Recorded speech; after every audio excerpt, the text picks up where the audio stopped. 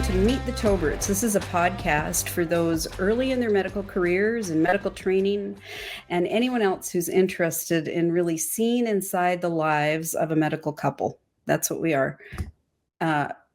Should we say senior medical couple? I guess you could, but I don't consider myself a senior yet. You don't? Nope. I thought you just renewed the AARP. Yeah, but you can join that at any age. Okay. Yeah. All right. Well, I'm 58, he's 59. We've been through medicine for a lot of years, and I'm going to call us a pre-senior couple. How about that? Fine. Okay. Okay, so we're a pre-senior couple, medical couple, and we're here to share kind of the ins and outs of what it's like to get through a career in medicine, sort of the thriving part of it and the hard part of it. And our expertise comes from just living that experience, all the stuff in a career in medicine.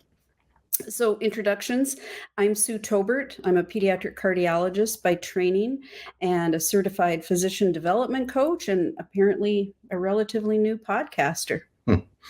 I'm Darren Tobert, and I am a sleep medicine physician. I did pulmonary and critical care for a lot of years, and that just evolved into more and more out of the hospital and into sleep medicine. And I just completed a degree in blockchain and digital currency. I'm very interested in personal finance, and I find the new currencies very interesting. Yeah. So we consider ourselves Gen X. So I was born in 1965. That's kind of the cutoff between Boomer and Gen X, but we've always, in our hearts, felt more affinity with the Gen X, I think. So we grew up in the 70s and 80s. And, finished high school in 83. So we've been through our medical careers. We're now at a point of being financially independent, and we're retiring, I think, a little early. I'm going to retire at age 59. So that was a long-term goal for us, to retire in our 50s. So we're just making it barely. But we're both ready to retire for sure. I remember back in med school, like we had these dreams, what's life going to look like? You're trying to predict it, make it unfold. Although there is some suggestion out there that if you set intentions, they come to fruition. But we talked about retiring early, that we really didn't want medicine to become all encompassing. We hoped that we could kind of maintain some interests outside medicine. Of course, we weren't sure. And then life gets busy with kids and balancing career and everything like that. And way back as naive students, we had literally no idea if what we were dreaming about retiring early would ever come to fruition. So we really held that kind of lightly. In fact, I parked it on the back burner in my brain for a lot of years. I know you, from the finance standpoint, thought more about it over time. Yeah, well, I think we learned early on about the power of compounding, and so we started investing as early as possible, and I kind of drove that. The investing part of it was, and investing early. The biggest asset people have is their time, and so one of the keys is in starting to invest early. And I think when we were young, we met so many physicians that were more like priests. They gave their entire lives over to the career. And while we would see them and honor that and be super impressed by their dedication and just the sheer number of hours they would put into medicine, we also, got to know a few of them, and they had regrets about what they'd missed in life, having given over everything to medicine. So that kind of balanced our view. And I think we always kind of held medicine, like you said, lightly, as obviously it's a career, it's a calling, but it's not your only thing. And so I think we always looked at it that way. Yeah. As I'm listening to you talk, I'm thinking about mentors, when you have a mentor or you're observing as the apprentice, learning from the expert. And that is really what medicine is, right? You will take away observations that you want to incorporate into your style. And then you'll also say, hey, I don't want that. I don't want to be a 120-hour week doc. I might have to do it for a period of time, can power up and do it. But to give up everything else that we wanted to do in life, like have a family, right? And hobbies even, and just time together. So that's a really good point. Good observation.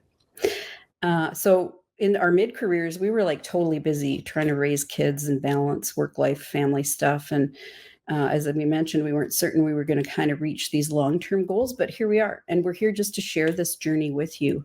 And we're going to be authentic about it because life is messy for everyone. At times, it's filled with joy. At other times, it's filled with suffering and grief. And I think you have to kind of touch both ends of those the spectrum there in order to live fully. And so that's what we're going to do. We know, like in med school, the hard times that students can have, lived that. We have a daughter in med school right now as well. We grew up in Alberta in the 90s, so we've experienced that Canadian side of medicine, and we see the changes in the medical climate in U.S. healthcare now. We finished our residencies at Mayo and chose to immigrate. So we have an immigration story in there that, albeit it's from Canada, it was still a challenge. We've been through the balancing part of life. We've experienced burnout on the other side of it, or maybe mitigating it. I don't know the right way to describe that, really. So yeah, that's us in a nutshell.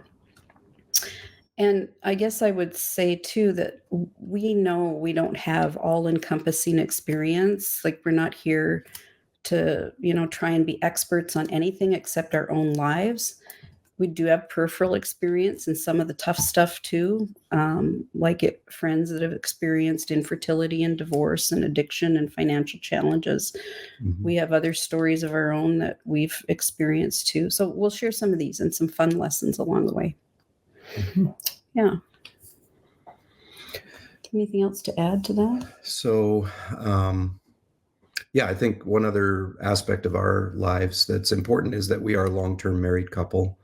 Today's our 37th anniversary. That's right. So we got married relatively young, especially compared to today's normal marital ages. But we can speak to that at least, and certainly talk about the challenges of being married long-term, and how you need to grow and develop in order to achieve something like that. It's a very humbling experience, of course, to give over oneself to another. And so, yeah, well, part of the podcast will be around those themes, I would guess. Yeah. And here's kind of what we put out as a potential goal or takeaway for you is just, if you find one or two things of interest that we share, and we'll have some resources at the end of the podcasts as well. Explore it more. That's just a point to ponder, is kind of where we're going to land. Again, even this experience is humbling. Like, I just want to say that it's humbling to share our experience with you. Mm-hmm. It's not about us. It's about your takeaways and what you can do with what we share.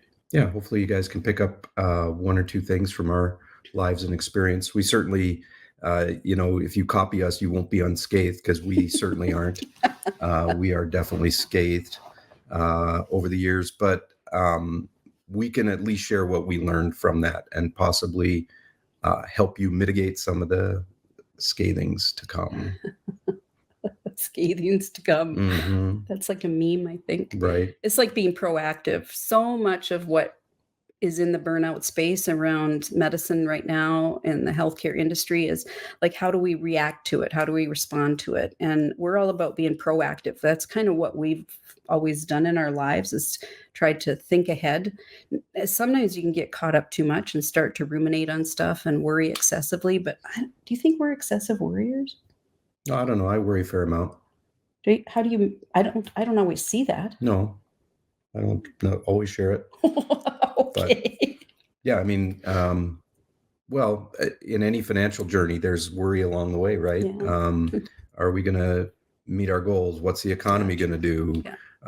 How is Washington going to change the rules on you midway through, et cetera, et cetera? So, yeah, there's always worry. I mean, it's, you don't get ever to just be completely carefree and at loose ends and just never worry again. But certainly there's ways that you can handle that and mitigate it. Like hiding it well? Hiding it is a guy's tactic for sure. Okay. Yep. Suck it up. Suck it up, buttercup. That's true. Yeah. So sometimes when I get into that worry mode, which has improved over the years, it's kind of, what do I do? Blurp it all out on you? No, I think you hide it too sometimes, right? Okay.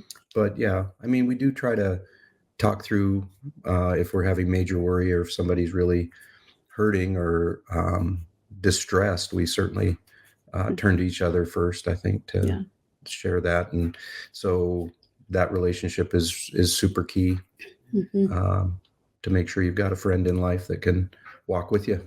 Yeah, that's true. I'm thinking too now we're parents of 3 adult women, and that's a whole different psychological game sometimes. So we offer different things to our kids at different times, right? And support, but I think together it kind of blends into hopefully a reasonable message for them based on our life experiences too. So that all comes from using our values as a compass to help us set goals. Kind of have to hold those life goals lightly, like we mentioned, because other stuff happens. Hoping for that, like never lose hope. There's light at the end of the tunnel, and just bring your whole self, your creativity, and who you are. You don't get to be to this position in a medical career. I'm speaking to the listeners now who work within healthcare without a lot of sacrifice and lifelong love of learning and seeking wellness and trying to offer compassion and empathy. So, give that to yourself too. Sometimes that gets put on hold, right? That self-compassion piece. Yeah, we definitely did that at times. Just simply put our own needs and, wishes and I mean, physical health, mental health on hold for career and for family and for other goals. But so hopefully there's some wisdom to share around that, just in terms of how far is it reasonable to do that before you just get off the rails and just way too far away from wholeness and wellness. So we've done that. We've been off at times, right? And totally. Yeah. And not necessarily at the same time, right?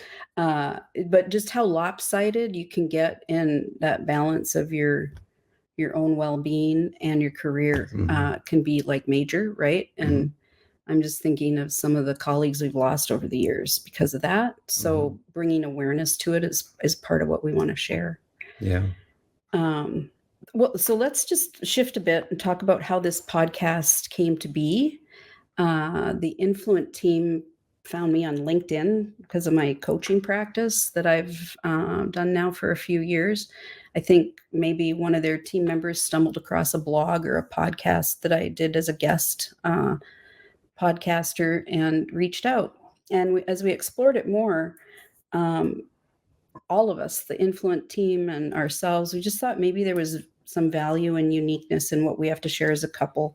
And so that's how we landed here. And then we said, we just kind of gave them, full speed ahead, use your creativity and kind of bring to us the ideas you have, because we're open. This is all new to us.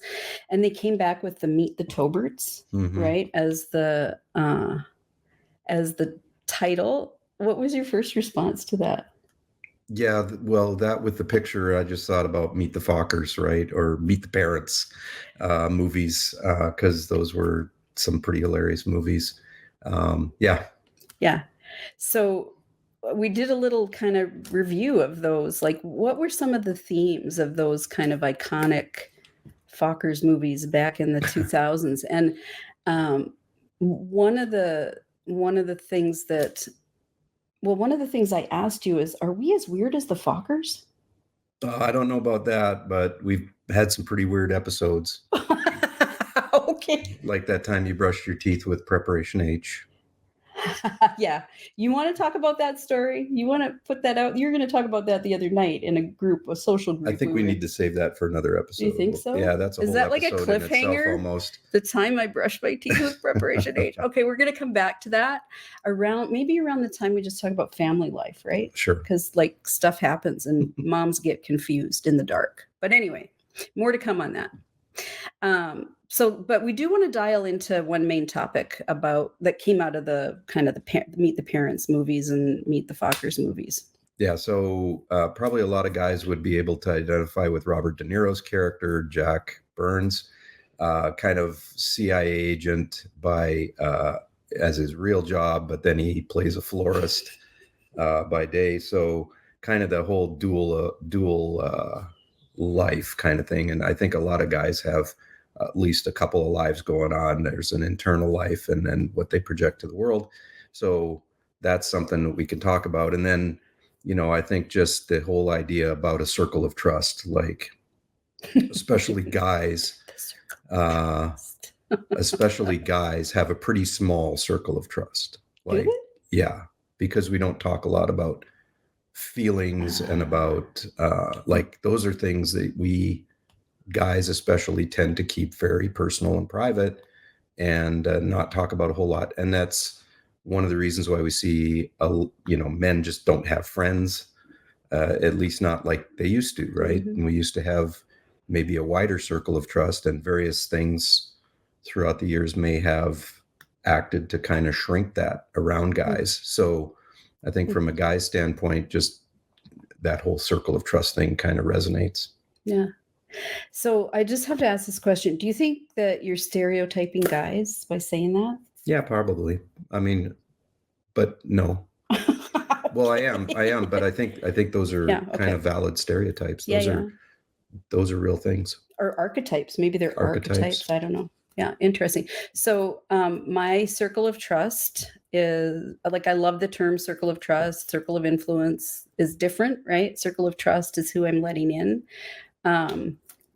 I agree with you. It does vary depending on what venue you're in. Like my circle of trust at work might be different than my circle of trust in my neighborhood or with my family.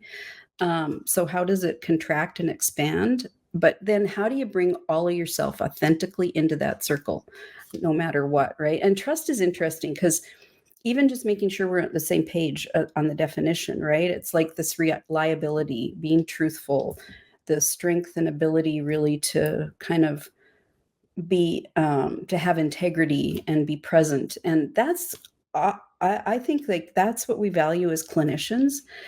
There's a lot tied up in this world of trust, and at the same time, trust is really, really low in healthcare right now, in medical organizations across the board. And I see that in my coaching clients, bringing that forward as a concern.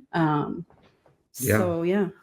Yeah, I think a lot of people, certainly by the end of their career, have had experiences with the medical, what do you call it? Edifice, the whole matrix, medicine, right? Matrix. So yeah, I can understand how trust might be low in medical institutions today. I think sometimes they don't always act in the physician's best interest, right? So, there's a lot of other pressures on medical organizations. So, trust I think has been broken, and honestly, we've given up our control in a lot of ways. A generation ago, physicians were mostly small businessmen and women, and they had much more autonomy and control over their practices and their lives and their schedules and all of that. So, so as we gave up those roles to the medical hierarchy, we also lost and our autonomy and became more employees rather than the leaders of the team. Yeah. So, yeah. That's powerful. I appreciate you sharing that, because it inevitably we're seeing right now, and we are experiencing this too, just the low trust that clinicians have within their organization, maybe for leadership, It's not easy for leadership, right? They have all of this stuff coming at them that they have to pivot with from higher levels. And so at patients too, right? Like patients trusting doctors and clinicians and just the system, the staffing shortages, all that kind of stuff, this really low level of trust. So that's why we want this podcast to be for you. And we want to invite you into this circle of trust, because what we're saying is there's still some opportunity to connect and to trust and to experience that wholeness. Yeah. Yeah. So let's move on to today's topics. What topics are in our circle of trust today? So yeah, we wanted to talk basically about the concept of circle of trust, right? And then share a little bit of our story and maybe highlight how, we're recording this during Mental Health Awareness Month. And I think that's timely just because our mental health is so important. And I think not everybody is mentally healthy, right? So it's important to kind of shine a light on that in these days. Yeah. And then just, maybe give some ideas and resources about where people can turn if they're having trouble. Yeah. Some of those ideas to or even ponder. if they're not, right? Even if they're not. Yeah, Yeah. that's the proactive piece, right? Let's be proactive. And we'll speak to that as well. So it's not all about our story. It's about the broader story of what it's like to be in medicine. But we will start with a little bit of our story of just what it was like when we went through medicine. And so we met in high school, right? We connected in high school. We were married in our second year of med school. We attended the University of Alberta, and during our fourth year, we did an elective at Mayo. We drove down in February in the ice and snow across the boring Saskatchewan prairie, landed in Rochester, Minnesota, and really had a fabulous experience learning at Mayo, and made the decision to come train in the U.S. And I would say that is still. I'm thinking back on our training, I still have really, really fond memories of that time of learning. Yeah, what would definitely. you say about it? No, definitely. Just for those of you who don't know, and probably many of you don't know a lot about Canadian geography, Alberta, Sue is referred to as a province of Canada. It is the second one in from the west coast. So it's between British Columbia on the west and Saskatchewan on the east. The city of Edmonton is the furthest north city, I think, in the world, with a population of 1 million or more. So it's a good sized city, but it's about 8 hours drive north of the US-Canada border, and it's kind of straight north of Montana. So hopefully that gives you a little perspective about where we came from. We grew up with winters at minus 40 degrees and northern lights in the sky, and that's where we're from. So it was a good place to be from. Right? So we came way south down to Rochester, Minnesota to train at Mayo Clinic. So yeah. And winters still seem shorter to me. Yeah, totally. It still feels nice here. We're living in the balmy south for a couple of Canucks. So we finished our training at Mayo and looked for jobs in Canada. We had every intention of returning back to Edmonton at least, or somewhere in Canada, and no luck. There were not jobs for 2 Canadian subspecialists to return and practice in the same city. We looked from Vancouver to Newfoundland. And so after that time away, we made a tough decision. Yeah. So that immigration decision was interesting. We did look for jobs. I'm not sure we did a thorough and exhaustive search, but the population of Canada has always been roughly 1/10 of the American population. So that means there's roughly 1/10 of the physicians and 1/10 of the subspecialists. So there's just not a lot of jobs for subspecialists, especially pediatric cardiology. Yeah. I think at the time that we were looking for jobs, there were something like 35 in the whole country. Practicing pediatric cardiologists. So, like some elite universities, you basically had to wait for someone to die before you could get a job. And then the government-controlled medical system up there, the healthcare system, really tightly controlled where and when they would support a practice.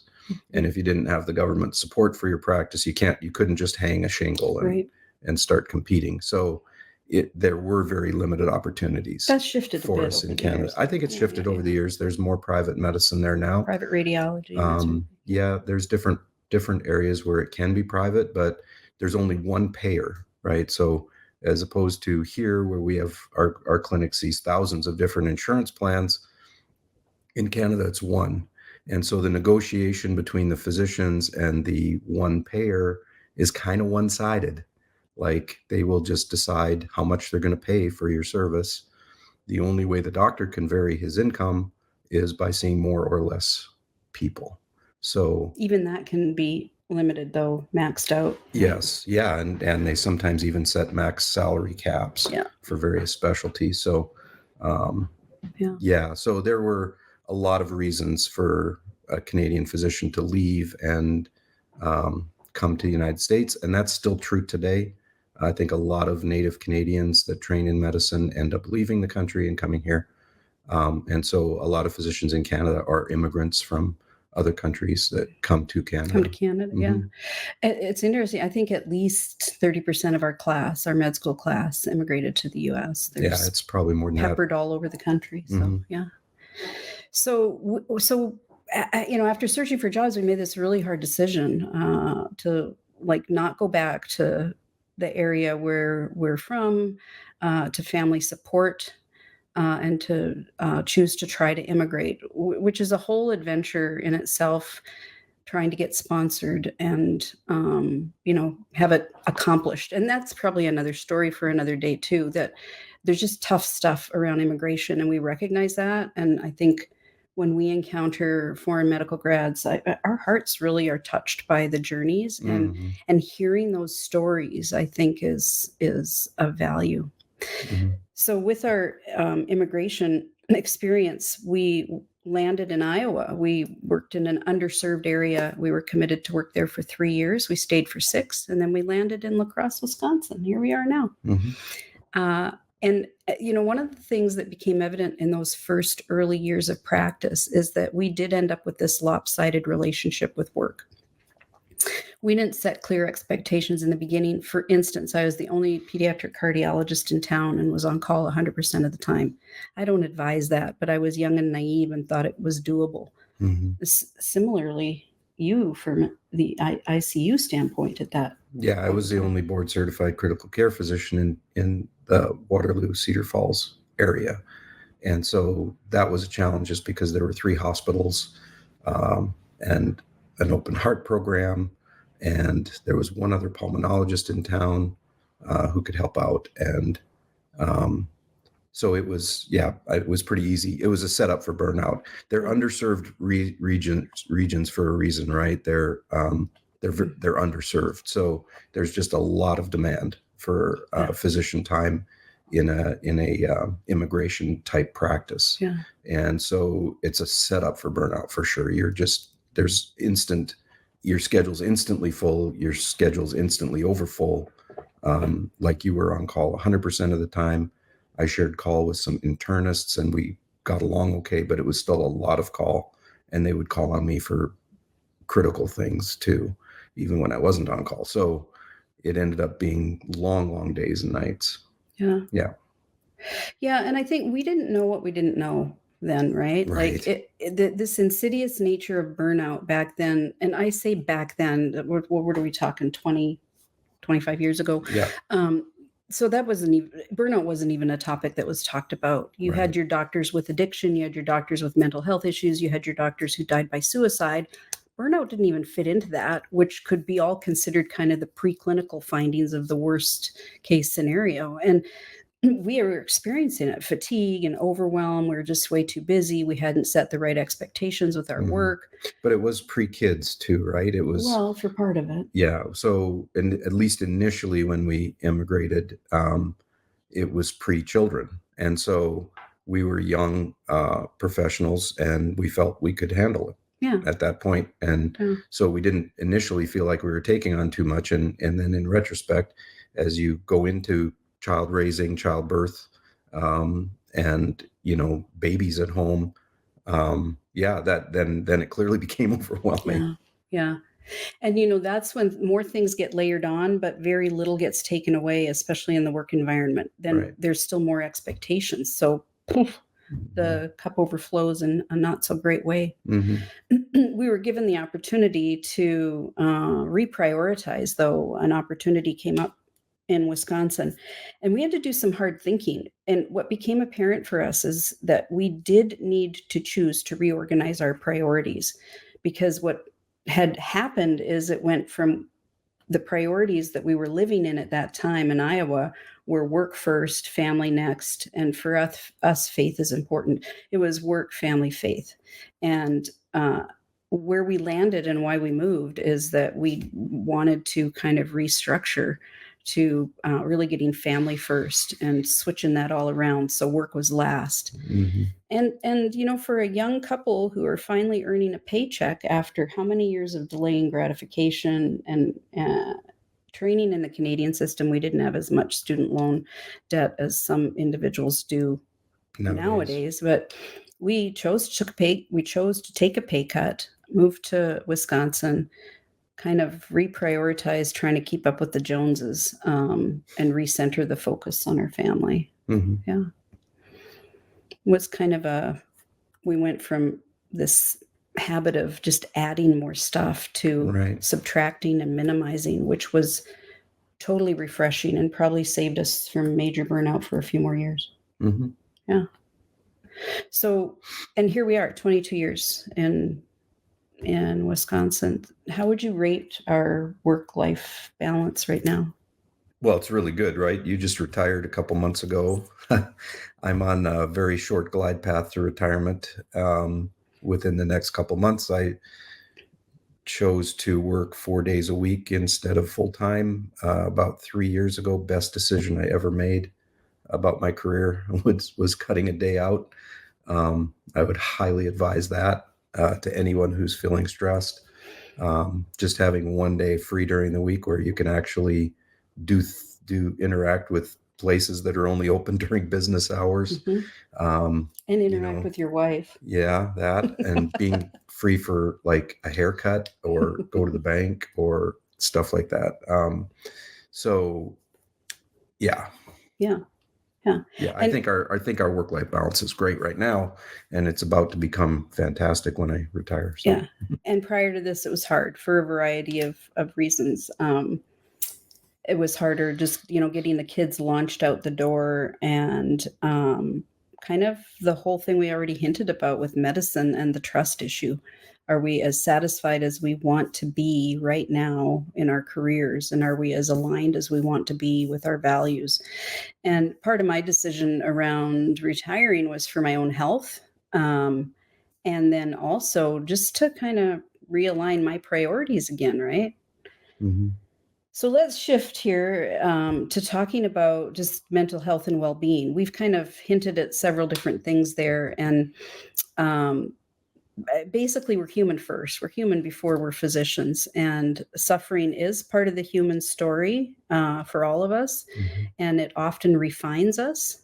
Doing hard things is what physicians are really good at.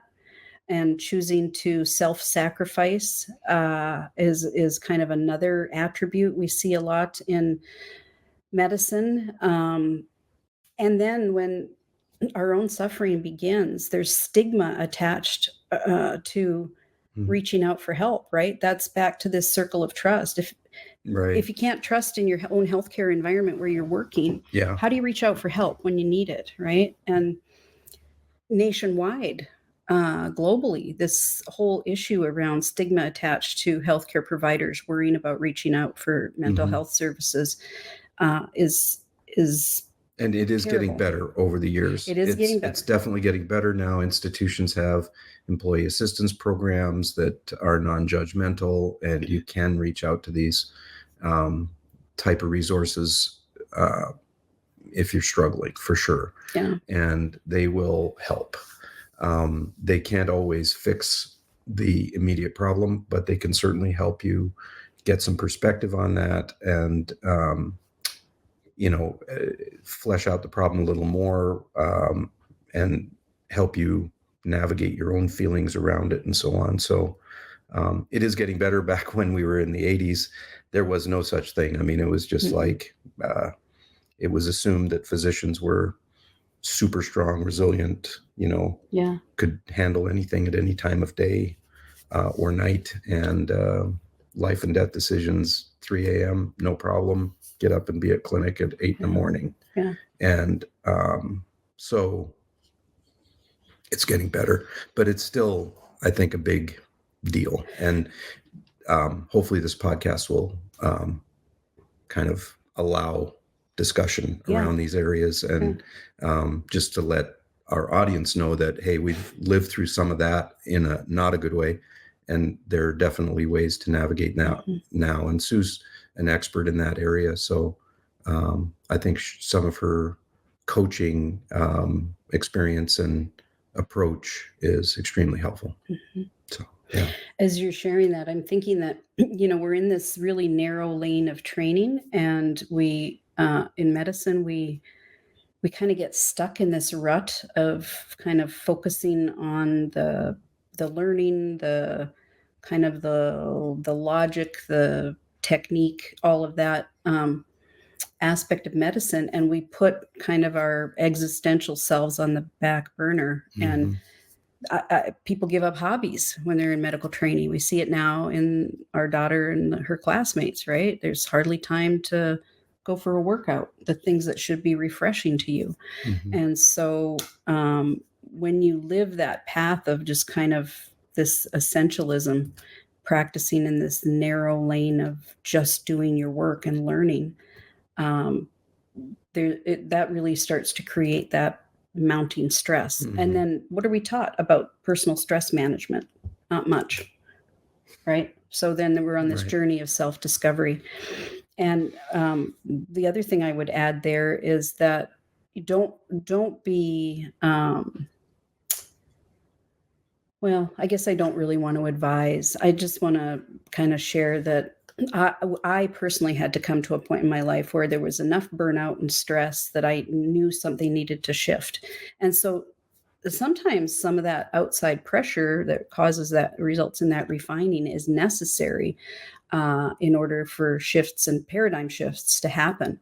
That's how we moved from Iowa to Wisconsin, right? Right. Yeah, it came to a head eventually, right? It just got to the point where it was clear that something had to be done. So, I think, the Chinese word for challenge is opportunity, right?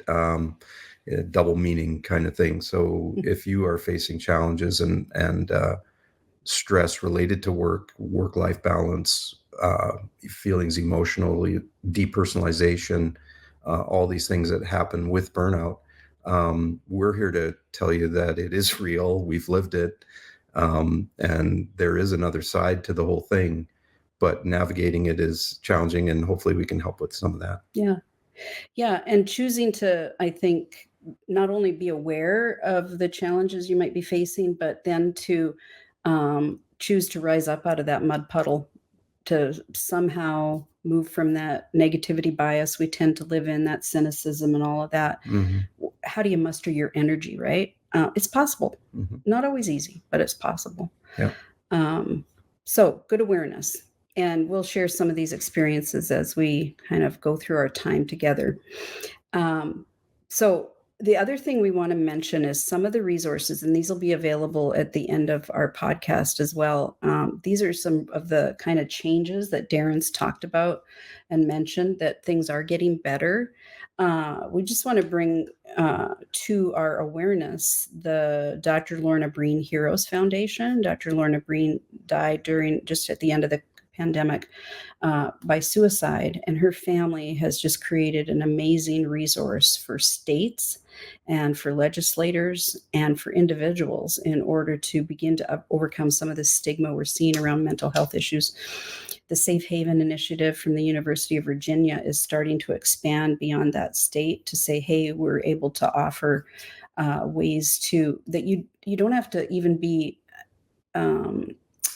as revealing about your mental health background, and feel like you're under such a microscope now in the states that have come on board with changing even the board applications, the medical board applications. So, Mhm. and be aware of EAP resources. I've done something over the years, which is to do an annual EAP checkup. I just meet with my EAP person in advance, the proactive movement there, where you kind of say, hey, here's my stress level. How am I mitigating it? What's coming up that's potentially stress creating. Mhm. So reach out in advance to chat with your EAP resources if you have those available. Vital Work Life is another resource that I work with that offers coaching and EAP services. Coaches are great. Like, we don't get listened to enough in our lives in medicine, and to be able to connect with someone and kind of investigate how you want to move forward is helpful too. Mhm. So links to those resources will be in the show notes. Yep, Yeah. absolutely. Yeah.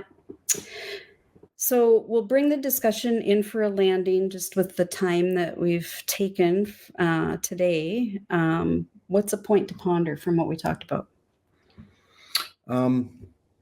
Yeah, I guess just reflecting on practice as a journey, and thinking about it as part of your life, not the whole thing. I know it does get to be absolutely all-consuming in terms of your physical, mental, emotional resources at times, but always keep that little part of yourself carved out in your psyche to foster that and develop that part of you as part of it, as part of the journey. Yeah. So that's what I would say about it. Yeah. Build your circle of trust. Mhm. Know who's in your circle of trust. Rely on them, right? Be proactive Right. around Yeah. that. Yeah. And proactive around just your mental well-being. Mhm. Maybe it's around exploring what stigma you have and how you think about yourself and your own well-being, right? Things Mhm. like, I can't do this, and Mhm. maybe I can't reach out, or maybe this is too embarrassing to share. Yeah, some points, just some suggestions. Maybe you had another takeaway from today too. Mhm. So anyway, we mentioned the resources, and we're gonna come back with the next podcast, some more hot topics. The next podcast we're going to talk about developing your own concierge service for you and your family. Like, again, this was another kind of something that came into our awareness based on our experience over time. So, what does being your own concierge look like? Wouldn't that be fun? Yeah, that should be a good topic for next time. Just how to develop resources that will help you foster Right. good self-care and self-development. So Yeah. we kind of built one like a concierge service, or just helpers that could Yeah. actually really contribute to your life and your well-being. So Yeah. we'll definitely talk that through. Yeah, we got a laundry list to share, so that'll be fun. Awesome. And thanks for joining our Circle of Trust. It's been great sharing with you today. Yeah. Bye.